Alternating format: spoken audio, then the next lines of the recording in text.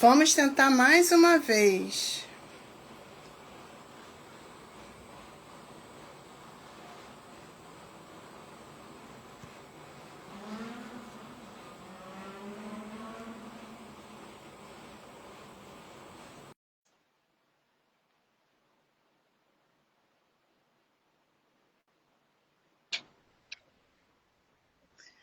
Conseguimos! Meu Deus, que dificuldade. Deixa eu colocar aqui no tripé, peraí. Tá bom. Deixa eu encaminhar aqui para algumas pessoas enquanto isso.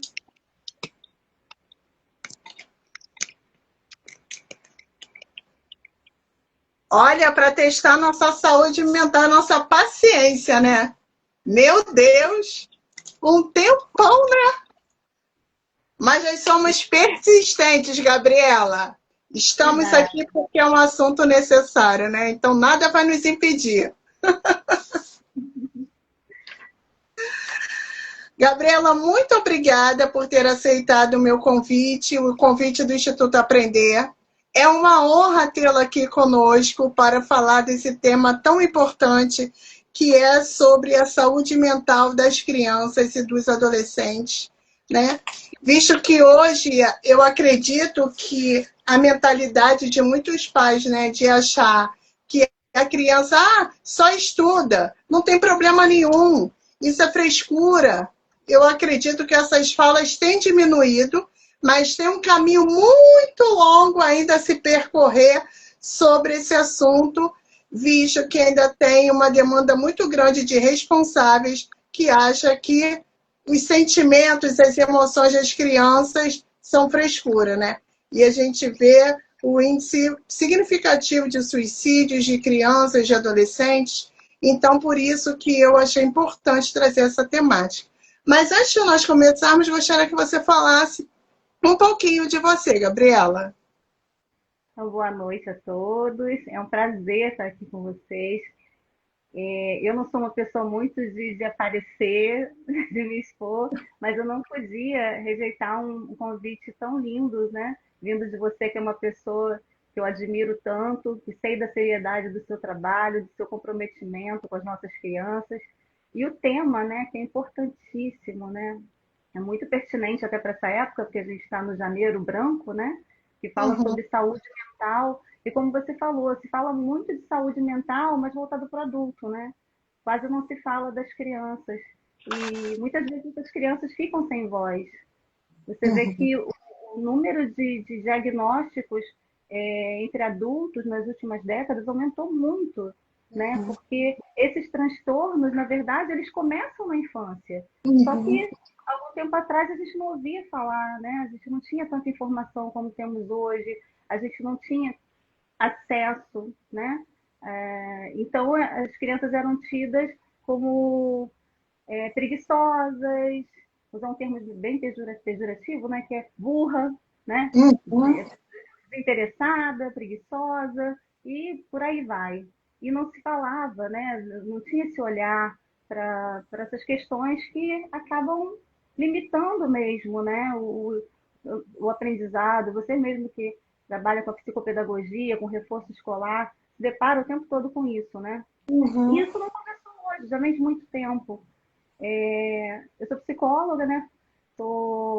Fiz pós em psicologia infantil, apesar de hoje atuar muito mais com adolescentes e com adultos, né? Mas eu atuo muito também com essa orientação parental, né? Uhum. Porque chegam para mim muitos adultos, já chegam aqui, eu acho que eu tenho TDAH, eu acho que eu tenho autismo, tal do achismo, né? E aí a gente Uhum. vai investigar, e muitos casos são realmente confirmados.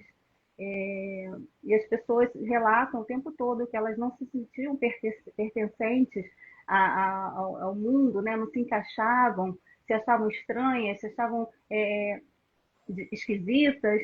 E quando vem o diagnóstico, não que a pessoa se torne um diagnóstico, né? Mas é um alívio. As pessoas relatam que elas se sentem aliviadas porque elas percebem que elas não eram incapazes, elas só tinham uma questão que não foi trabalhada, que não foi tratada, né?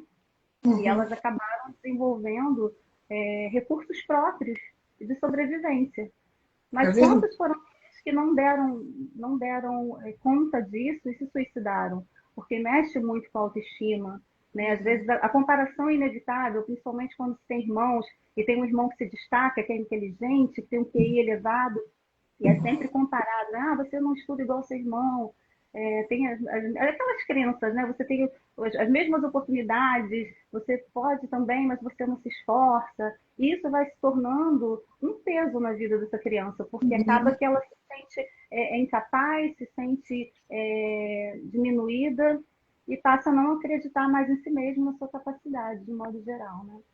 Uhum. E é engraçado você trazer esse assunto. Eu sempre falo para os pais, parece óbvio, né? Mas muitas vezes o adulto não trata a criança como uma pessoa. Ela é uma pessoa igual a gente. Os mesmos sentimentos e emoções que um adulto tem, a criança também tem. E muitas vezes é negligenciado, invalidado, né? Como se só o adulto tivesse as emoções, como se criança não tivesse, adolescente não tivesse, mas eles têm igualmente a que nós temos.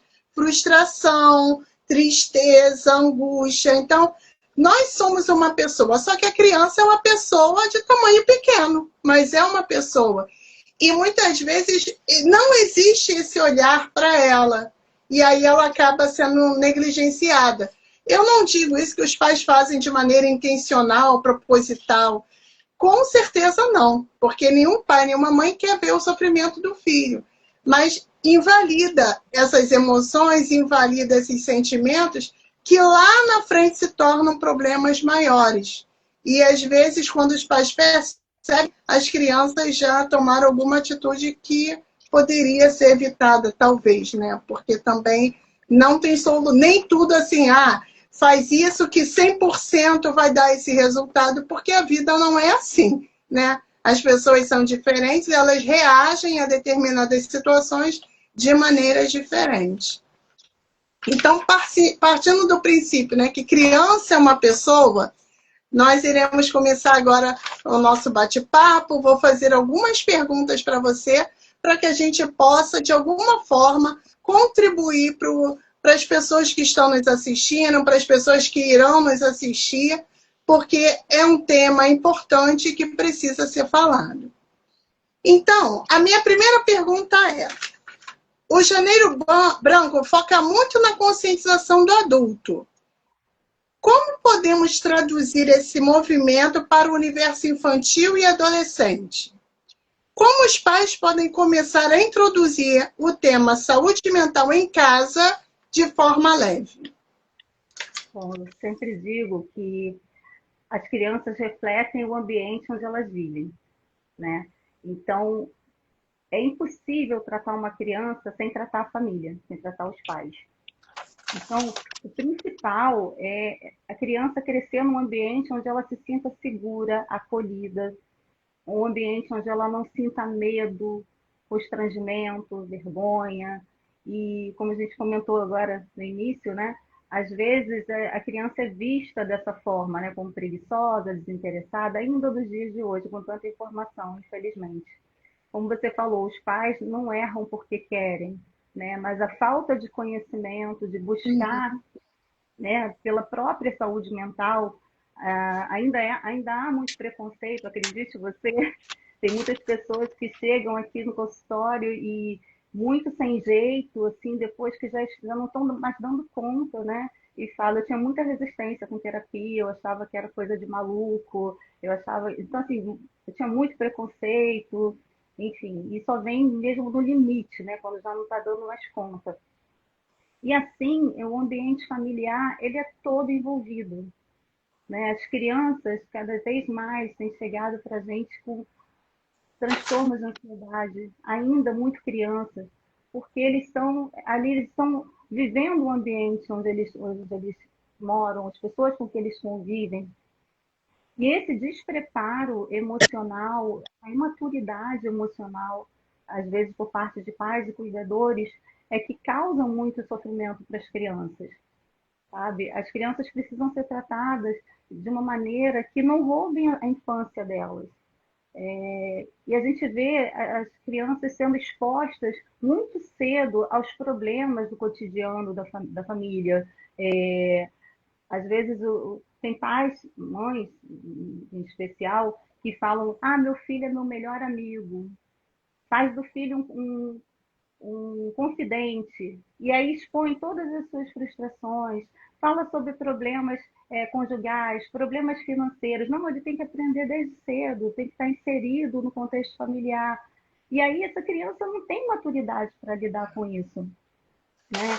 E aí acaba desenvolvendo medo, insegurança, porque desde muito cedo elas se responsabilizam pelos problemas da família. Muitos se acham um peso, sabe? Porque, meu pai está com dificuldade porque está pagando a minha escola.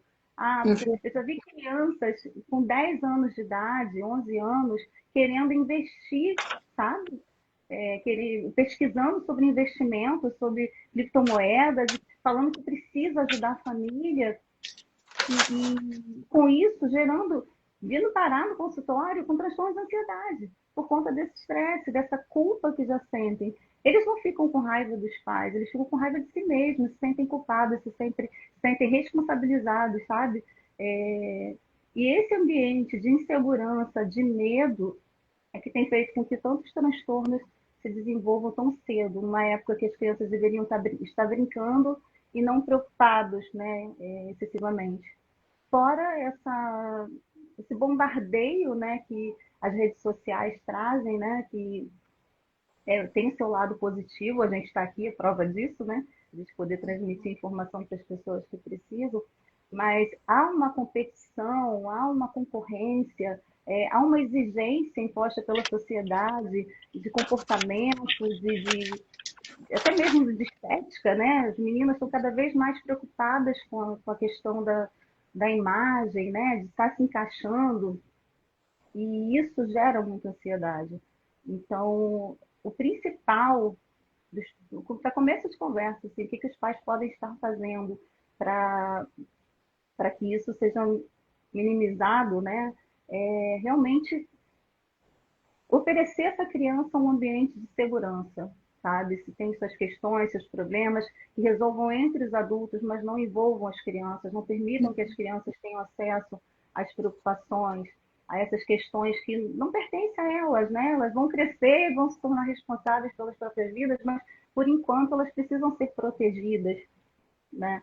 E o que eu digo sempre não adianta a família achar que só colocando a criança para fazer as terapias, né, para ser acompanhada, que vai resolver. A família inteira precisa estar inserida nesse contexto, sabe, de oferecer esse apoio. E como identificar isso? Uma criança muito pequena, ela já é capaz de mostrar, de dar sinais de que ela não está bem, através do choro, através da birra, né? Que muitas vezes é interpretada de uma forma negativa. Ah, vai ficar de castigo, está fazendo isso de raça. E às vezes é um pedido de socorro, né? Aquele comportamento, aquele mau comportamento. E normalmente a escola tem um papel fundamental para sinalizar isso, né? Porque as crianças são expostas a outras crianças da mesma idade, e aí acaba que o comportamento de algumas se destaca, né, no sentido de violência, de um vocabulário às vezes inadequado, e a escola tem um papel fundamental nisso, né, de sinalizar para os pais as dificuldades que aquela criança está tendo de socialização, ou mesmo de aprendizagem, né? Eu acredito que você receba muitas crianças assim, né, com dificuldades, e você vai ver que às vezes não é uma incapacidade, mas tem uma questão ali, né, que precisa ser investigada. Então, a escola, quando a criança começa na escola, ali por volta dos seus 3 anos, na maioria dos casos, né, as professoras conseguem ter um olhar mais voltado para a criança ali, de acompanhar o desenvolvimento deles. A gente ouve muitas pessoas falando, assim, até profissionais: ah, cada criança tem seu tempo, cada criança tem o seu desenvolvimento. Eu não discordo totalmente disso, mas também não concordo totalmente, porque a gente tem ali um nivelamento, né? Porque tem crianças da mesma faixa etária, então não pode estar muito longe daquilo que é comum às outras, né? Você consegue perceber uma criança que se destaca mais em algumas coisas e você vê crianças que realmente ficam um pouco atrasadas e às vezes é uma questão de um oftalmologista, né? Às vezes a criança não enxerga direito e isso é sinalizado. Às vezes é uma questão mesmo para ligar um alerta, né? De que aquela criança pode ter algum transtorno. E a gente vê muita gente, muitos pais com medo, né? Que acabam negligenciando um pouco, não aceitam, acham que é exagero, preferem trocar a criança de escola do que investigar, né? Essa questão também do negacionismo, né? Meu filho não tem nada, meu filho é normal, e acaba negando essa criança um acompanhamento que poderia fazer com que ela se desenvolvesse muito mais rápido e tivesse uma vida muito mais plena, né?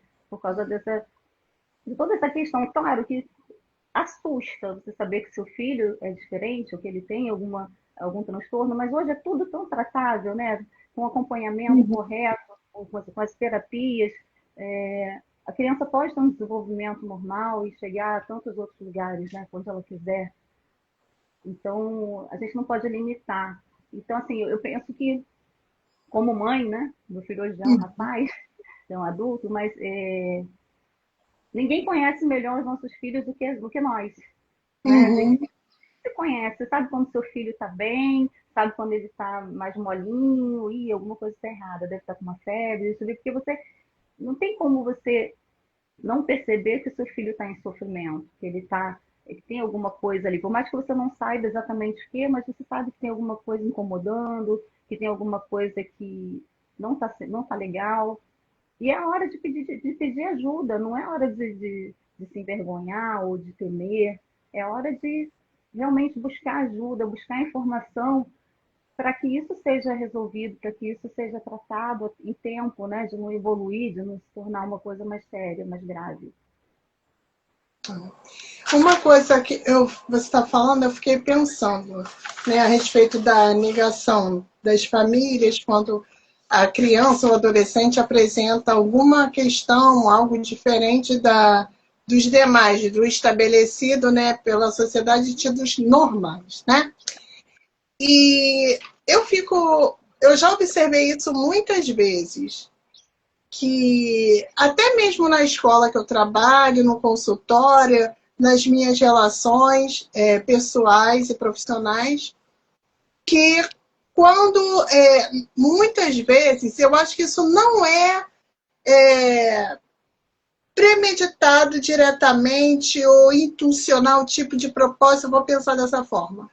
Mas eu observo que quando as crianças, né, destoam para o mais, os pais acabam tendo isso como um troféu. Nossa, meu filho é um gênio. Meu filho, com tantos anos, ele já lê. Meu filho, com tantos anos, já faz isso, já faz aquilo. Meu filho é superdotado. Meu filho é um gênio. Quando são pequenos. E às vezes não são gênios. Às vezes, naquele período, ele tem um processo de armazenamento muito bom, mas quando ele vai ficando mais velho, isso vai se perdendo, porque eu acompanhei pessoas que eram muito, se pegava tudo muito rápido, e de repente foi ficando mais velho e isso foi se perdendo. Até por conta das características individuais das pessoas também. E quando ela se depara, né, com um filho que não destoa de uma maneira que ela considera um troféu, teve uma vez que eu escrevi sobre isso, ela se nega. E muitas vezes essa negação não é bem por ela, às vezes é por preocupação como a sociedade vai olhar para isso. Essa sociedade que eu falo são os amigos, são os familiares e as pessoas que essas famílias se relacionam. E muitas vezes acaba olhando, tendo preocupações como de fora, com o que os outros vão pensar, ao invés de estar pensando o que meu filho está sentindo, o que está acontecendo com ele. Então, isso é lamentável. E você falou muito bem a respeito da internet, né? Na internet todo mundo tem vida perfeita, ninguém tem problema, tá todo mundo com dinheiro, tá todo mundo brindando com a melhor bebida, nos melhores lugares. Lembrando que hoje a inteligência artificial te coloca em qualquer lugar e às vezes aquela imagem é fake, a pessoa está bem em casa, de chinelo, e está mostrando que está em outro lugar. Então, eu acho que também precisa também ter uma conscientização de desconstruir na mente das pessoas de que o filho não pode ter as dificuldades dele, porque ele vai ter, porque nós temos as nossas também. Nós somos pais imperfeitos, nós temos as nossas debilidades também. E muitas vezes nós, pais, não aceitamos a debilidade dos filhos porque acaba se tornando vergonhoso, né? E aí, por conta disso, a criança que sofre, porque às vezes a gente está preocupado com o nosso ego, ao invés de estar preocupado com o bem-estar do nosso filho. E isso eu me incluo também, porque eu sou mãe, então provavelmente em alguns momentos eu tomei atitudes equivocadas também, mas aí a gente... Por isso que eu acho importante fazer live sobre diversos assuntos, porque eu acho que quando a gente tem conhecimento das coisas, que a gente aprende alguma coisa nova, por isso que eu escolhi o nome Instituto Aprender, ele nos tira da obscuridade, ele faz a gente enxergar o mundo de outra forma, quando a gente vai buscando pessoas sérias que falam exatamente aquilo que é relevante, não só para ser uma ação midiática, né, para estar na mídia e todo mundo compartilhar, mesmo que aquilo sejam em verdades, porque a internet também permeia por pessoas que se dizem psicólogos e não são, dizem que são psicopedagogos e não são, né? Dizem que são profissionais de educação física oferecendo um corpo perfeito e não são. Então, na internet tem muita mentira também. Então, com isso, também, isso vai prejudicando a difusão de conhecimentos verdadeiros, né? Então, quando a gente traz essas questões, muitas vezes as pessoas acham que é balela, às vezes também porque não tem aceitação dela mesma para essas questões. Deixa eu ver, tem a Ingrid colocou aqui. Na maioria das vezes, altas habilidades têm sido visto como um troféu. Se não tem ninguém enxerga, não vale. Eu não entendi muito bem. Quando as pessoas não validam isso, né? Acho que é isso que ela quis dizer. Quando as pessoas não ovacionam, né? Porque a criança é um gênio, por exemplo, aí não vale para esses pais, porque precisa que a criança seja ali, né, tida como incríveis, excelentes. E entendi. Peso até, Ingrid, muito bem colocado, tá? Porque isso acaba se tornando um peso para essas crianças que têm, né, um QI mais elevado, porque a cobrança é muito grande de que elas sejam sempre um gênio, que elas sempre tenham respostas para tudo, né? E já cresce com uma autocobrança de ser uma pessoa irrepreensível, de ser perfeccionista, né? E à medida que vai crescendo e não vai tendo tanto êxito assim, tantas coisas, fora que a parte social, né? Porque a superdotada, ela acaba não tendo muita paciência para as outras crianças da mesma faixa etária. Às vezes, o que os pais sugerem, até mesmo algumas escolas, é que pulem aquela criança de série, né? Numa turma mais adiantada, porém ela não tem uma maturidade emocional para lidar com aquelas outras crianças de outra faixa etária, e aí gera outros tipos de problemas, né? E fora que a superdotação e outras habilidades, elas estão na categoria de deficiência, né? E aí as pessoas também nem param para pensar sobre isso, né? Tenho mais algumas perguntas para você aqui. Algumas você já até respondeu, né? Sobre invalidação das emoções das crianças. Aí eu vou para a pergunta. Vivemos na era das telas, que muitas vezes afastam as pessoas que moram na mesma casa. Como resgatar esta conexão que cura em um mundo tão digital e garantir momentos de presença real com os filhos? Porque hoje também, né, a tecnologia, o celular trouxe ganhos, né, para pais que trabalham. É uma forma de monitorar os filhos, né? Já chegou na escola, já chegou em casa, quando vão sozinhos, dá uma certa tranquilidade, porque eu vivi isso, então era importante saber que tinha chegado bem, que tinha chegado bem em casa. Então, tem esses ganhos. Mas às vezes também acontece de estar dentro de casa, todo mundo com o celular e as pessoas não se conversam, não interagem, não cria conexão. Né? E quando a gente fala de família, está implícito também essas conexões. Aí eu gostaria que você falasse um pouquinho sobre isso. Esse é um tema muito amplo e tem sido uma queixa muito grande por parte dos pais no consultório. O que eu faço para tirar o celular do meu filho? Passam todo o tempo trancado no quarto, ou o tempo inteiro com o celular, né? Mas eu penso que, assim como a chupeta, a mamadeira, né, que são coisas que os pais dão muito cedo para os filhos, né? Às vezes, exatamente para ter esse efeito calmante, porque a gente sabe que, apesar de ser muito romantizado, a maternidade não é fácil, né? É. Dá trabalho e, às vezes, para acalmar a criança, alguns pais optam por dar chupeta, por dar mamadeira, né? E assim também o celular. E assim, a chupeta e a mamadeira, a gente faz o desmame, né? Usa ali no período, não vou julgar quem dá tela para criança muito cedo também, porque às vezes a pessoa tem que dar conta de um monte de coisas, dos afazeres domésticos, de trabalhar fora, né? De cuidar da própria saúde mental, e às vezes É.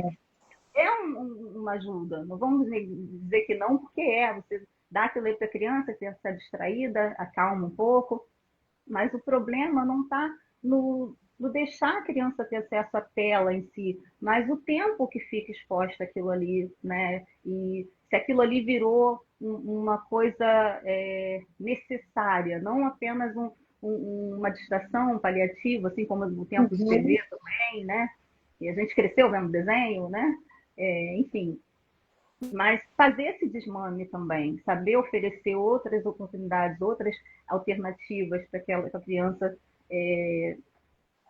tenha uma vida ativa e não só ficar ali presa a uma tela, né? Só que isso não acontece.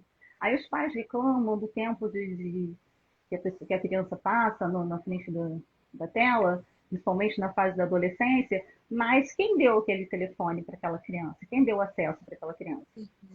Quem deu a chupeta, né?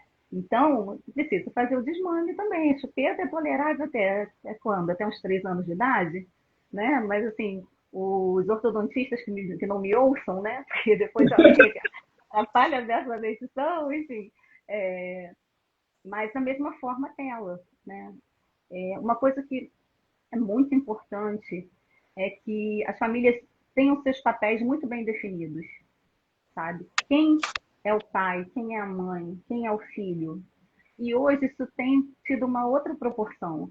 Você vê, às vezes, a criança sendo colocada num pedestal, né? E vira o reizinho da casa, vira a rainha da casa, então não pode sofrer frustrações, não pode ouvir um não, né? E acaba que os pais acabam se rendendo à criança porque não querem ouvir um choro, porque não querem ver uma birra, e acabam cedendo, né? Uhum. E acabam não exercendo o seu papel ali de educador, né? Porque a educação vem primeiro de casa, né? E a gente vê muito isso, as crianças sem limite.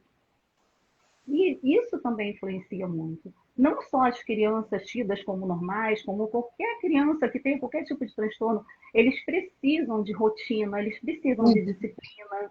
Eu não estou falando aqui de violência, eu não estou falando de agressão, mas de se realmente se posicionarem. Quem manda Uhum. aqui sou eu, quem é o pai, quem é a mãe, quem obedece, né? Quem dá as ordens. E isso não está bem estabelecido. Isso aí já se torna uma coisa bem disfuncional, porque a criança, para se sentir amada, ela precisa ter disciplina, ela precisa ser uma criança que tem hora para as coisas, que tem que saber a quem se reportar, saber se pode ou não fazer as coisas, e não sair fazendo o que quer. Porque aí, depois que cresce, não tem mais jeito, né? Depois chega na É. fase da adolescência, não vai dar mais conta. E aí, para você tirar o telefone, vai ser uma guerra. né? Vai. Mas se desde pequenininho é ali monitorado, vai ficar tanto tempo na frente da tela, passou disso, vai brincar, oferecer outros recursos, oferecer outras atividades, né? Porque as crianças são cada vez mais sedentárias, não estão brincando, né? Só ficam paradas. E muitos pais usam o telefone como um prêmio. Então vira uma moeda de troca, vira uma chantagem, vamos dizer assim, né? Que não é uma coisa saudável. Então, mas como a gente falava no início, muita coisa vem do exemplo, né? A gente entende, eu trabalho com celular o tempo inteiro, faço atendimento online e tenho que responder às clínicas onde eu atendo, tenho que responder paciente, tenho que, enfim, eu estou sempre no telefone. Mas lá em casa a gente tem um combinado, assim, quando a gente vê que um está muito no telefone, a gente, hoje mesmo, eu fui almoçar com meu filho, aí eu estava respondendo alguém, ele, mãe, acabou de responder? Vamos comer? Sabe? Para a gente também se ligar que a gente está ali Uhum. junto, cada um no seu telefone e a gente não conversa, a É gente não olha nos verdade. olhos, né? E a gente entende que muitas famílias precisam, né? Como você falou, cada vez o trabalho remoto está mais em alta, né? E muitas pessoas, mesmo dentro de casa, elas estão no telefone o tempo inteiro ou no computador, né? Porque é uma forma de ganhar dinheiro mesmo, né? De se manter, de manter a Uhum. família. E só que isso, tudo tem limite, né? Você tem que saber, você trabalha quantas horas? Chegou aquele horário, acabou. Agora vou dar atenção para a família, vou ficar aqui com meu filho. Eu lembro que na pandemia, muitas famílias foram obrigadas a conviver, porque eles não conviviam. E aí você via pais que não sabiam qual era a cor preferida do filho, não sabia qual eram as preferências, a comida preferida, as cores preferidas, enfim, não conheciam seus próprios filhos. E Uhum. mesmo após a pandemia, com essa vida corrida que a gente leva, às vezes essas coisas passam despercebidas. Né? E quando a gente decide ter filhos, a gente precisa ter em mente que é trabalho para a vida toda. Né? Você Uhum. vai ter que se dedicar, você vai ter que educar. Não dá para você delegar. Por mais que você tenha uma rede de apoio, e é saudável ter escola, outras atividades, terapias, mas a nossa parte ninguém vai fazer por nós. Por mais que a gente trabalhe, por mais que a gente faça mil coisas, mas a nossa parte como mães, como pais, como educadores, ninguém vai fazer por nós. A gente tem que estar atento, a gente precisa estar olhando realmente nos olhos, estar enxergando os nossos filhos, para que eles também se vejam em nós, né? Agora, essa questão da ausência, né? As pessoas estão próximas, mas estão distantes. Às vezes, pensa que dar presente supre todas as necessidades daquela criança e vai oferecendo tudo que ela pede, dá a melhor pai do mundo, a melhor mãe do mundo. Mas não é isso, né? A gente precisa dar presença, precisa dar olhar. Essa criança precisa se sentir validada, enxergada, ouvida, né? Às vezes é uma coisa que aparentemente parece simples, parece boba, mas para aquela criança é importante. Então, só de você parar ali um pouquinho, olhar nos olhos, escutar, né, Verdade. saber o que ele tem a dizer, isso é tão importante. Uhum. A Ingrid colocou aqui que o lado ruim do avanço tecnológico foi o afastamento físico-social. Isso é de fato mesmo, né? As relações elas ficaram muito líquidas depois, assim, com esse avanço tecnológico muito significativo, né? As pessoas não criam vínculos sólidos, né? Tudo muito rasa, tudo muito líquido. Tem até um livro que fala sobre isso, né? Sobre as relações líquidas. Gabriela, nós iremos encerrar a nossa live, né? Eu acho, eu tenho certeza que foi uma conversa extremamente necessária, justamente porque é importante investir na saúde mental das crianças e adolescentes e não é sobre dar presentes ou cobrar desempenho das crianças, né, que a gente está olhando para isso, né? É, vou levar a autoestima do meu filho, então vou lá, vou começar a mandar a ele fazer um monte de coisa. Vai, vai, meu filho, vai. Aí entope ele de atividades que a criança fica exausta. Então, não é sobre isso, né? Mas é sobre presença, o que você falou, é sobre a escuta ativa, né? Você ouvir e dar ouvido àquilo que ele está falando.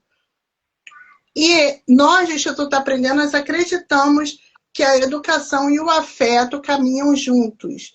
E esse afeto, eu sempre falo que o meu conceito de afeto não é o afeto de abraços e beijos, mas o afeto de afetar o outro, afetar ele de uma maneira positiva.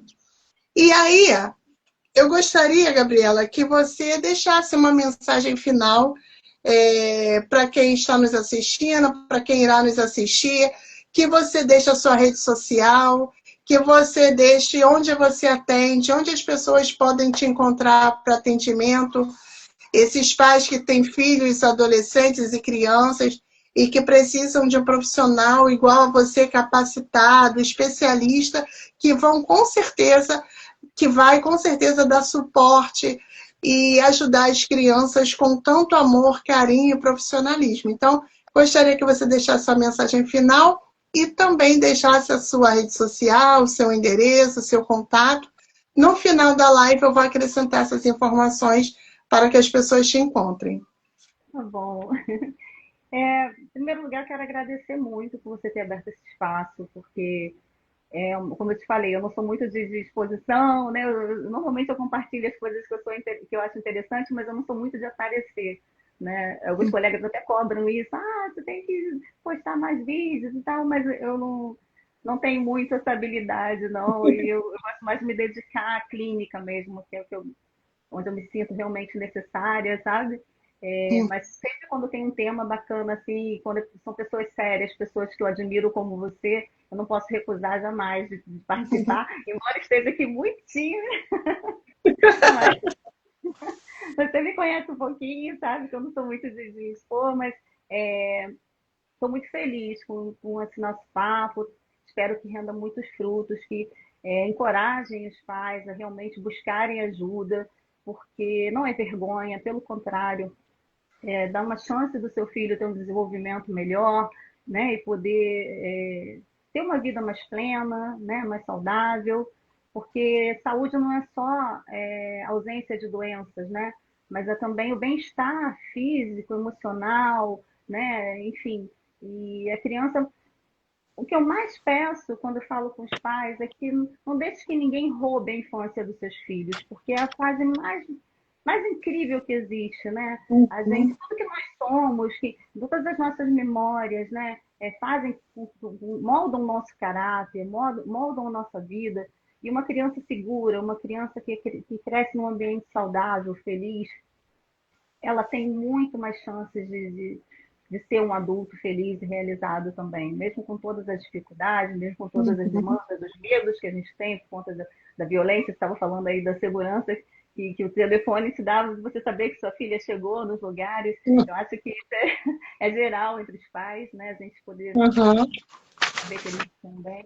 Mas mais do que isso, a gente dá a chance deles evoluírem, deles crescerem, e não adianta só a gente ouvir o que eles falam, mas é escutar realmente, é olhar nos olhos, é entender o que eles precisam, que vai além da nossa vaidade, vai além dos nossos medos, né? E a gente não pode limitar os nossos filhos. E essa parte da infância, ela precisa ser vivida plenamente, né? Uma árvore, ela não cresce do nada, começa ali, né, da sementinha que vai dando aquela e vai criando raízes profundas, né? Acho que a infância é o principal, assim, é quando a gente cria as raízes, é quando a gente se sente realmente capaz, mesmo que você tenha limites, que você tenha algumas situações que dificultem um pouco esse crescimento, mas se tem pessoas ali em volta, né, adubando, regando, dando estímulo, ajudando, sem forçar, né, mas dando condições daquela criança crescer, e ela vai dar muitos frutos quando crescer, né? Vai ser uma pessoa incrível, independente das escolhas dela, se vai ser no meio acadêmico ou não, né? A pessoa vai se destacar, ela vai ser uma pessoa segura do que quer, né? E tudo está na infância. Não adianta desistir. Tudo que nós somos, as nossas melhores memórias. Se eu perguntar para você agora, me fala aí uma memória feliz da sua vida. Certamente, claro, você vai lembrar do nascimento da sua filha e tudo, mas você vai lembrar lá, né, no início, lá, em algum momento, Verdade. infância, uma coisa inesquecível, um momento, pessoas, né? Isso faz total diferença. Uma coisa que eu queria deixar rapidinho é que a vaidade é nossa. As crianças, eles se contentam com tão pouco, É sabe? verdade. A gente quer dar um festão numa casa de festas, né? E às vezes a condição ali econômica da família não favorece isso. Mas se você faz só um bolinho ali, a criança já É fica tão verdade. feliz, tão satisfeita, que para ela não precisa um festão. É mais a gente querer fazer, a gente querer mostrar, né? Mas a criança, ela fica muito feliz com muito pouco. Às vezes você faz um bolinho ali na escola, só com os É amiguinhos, ela verdade. fica numa felicidade, né? Então, assim, as pessoas às vezes pensam que tudo gira em torno do dinheiro, mas é mais do que isso. A presença, as coisas que a gente, o tempo que a gente se dedica às nossas crianças, isso vai ficar na memória deles para sempre. Porque os brinquedos vão se estragar, vão quebrar, vão sumir, eles Verdade. vão enjoar, mas o que a gente semeou ali de presença, de cuidado, de atenção, isso fica para sempre. As memórias afetivas, né? Eles ficam. Com certeza.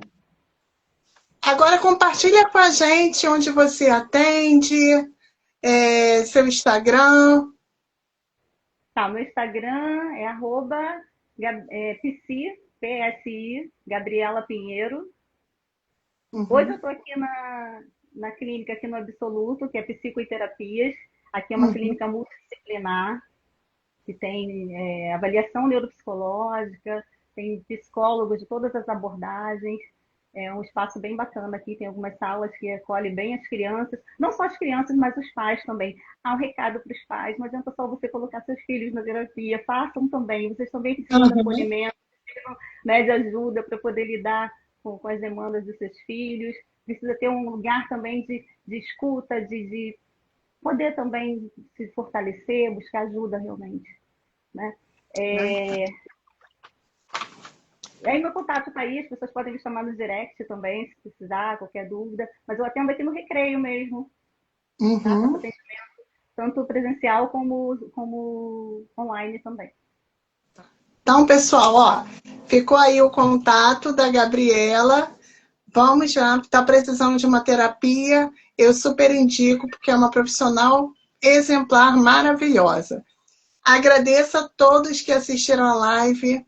Agradeço aos que irão assistir. Se tiverem dúvidas, é só perguntar para a gente que a gente continua respondendo pelo Instagram do Instituto Aprender. Lembre-se de cuidar da mente, é um ato de amor, né? Amor a si mesmo. E quando você cuida da saúde do seu filho, é um ato de amor por ele. O Instituto Aprender, ele promove mais conteúdos como este.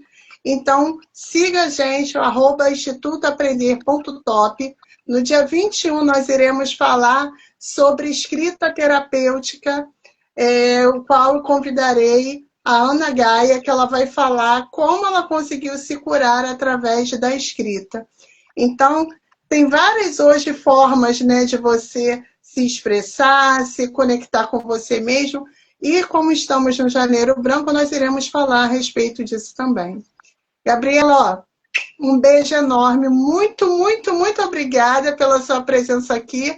Fiquei muito feliz e muito agradecida de você querer fazer parte da história do Instituto Aprender. Muito obrigada. Você também deixar um beijo aqui, porque tem umas queridas aqui, Uhum. são meus pacientes também, estão mandando mensagem aqui. Quero agradecer as mães também que estão aqui, né, que eu já acompanhei seus filhos. É muito bom ter esse retorno, esse carinho de vocês. Se me chamar no direct, eu passo os outros endereços também, onde eu atendo, todos aqui no Recreio, tá? Uhum. Estou à disposição, o que precisar. E você pode contar comigo sempre, né? Você sabe, carinho que Eu eu tenho por sei. você, pelo trabalho. A admiração é mútua, tá? Sei que você é um Tá profissional ótimo. incrível e só tenho a elogiar, porque eu te admiro muito. O trabalho que você faz é incrível. Muito obrigada também. Pessoal, boa noite, uma boa semana para vocês. Muito obrigada. Compartilhem esse vídeo para aquela mãe que você sabe, para aquele responsável que precisa ouvir sobre saúde mental dos filhos e pessoas que queiram aprender também sobre essa temática. Muito obrigada. Boa noite para todos vocês. Até breve, até o dia 21. Tchau, tchau.